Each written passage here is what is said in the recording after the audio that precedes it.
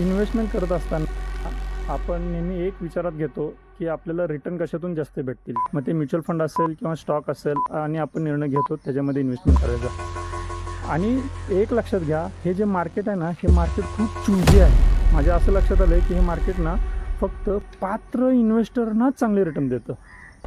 मग ही पात्रता कशावरून ठरते, तर जो रेग्युलरली इन्व्हेस्टमेंट करतो, रेग्युलरली त्याच्यामध्ये वाढ करत राहतो, त्यालाच चांगले रिटर्न देतो. मग आपल्याला फक्त एकच आपल्या हातात आहे की ह्या मार्केटच्या नजरेत आपण पात्र राहायचं आहे. सातत्यानं इन्व्हेस्टेड राहून रेग्युलरली इन्व्हेस्टमेंट करतो, याचाच अर्थ आपण सेल्फ डिसिप्लिन आहे, याचाच अर्थ आपण आपल्या खर्चांवर नियंत्रण ठेवतो आणि म्हणूनच आपल्याला चांगले रिटर्न भेटतात. ओके, जास्ती रिटर्न भेटणं हे टार्गेट नसून आपण पात्र बनणं हे टार्गेट ठेवलं पाहिजे आपण.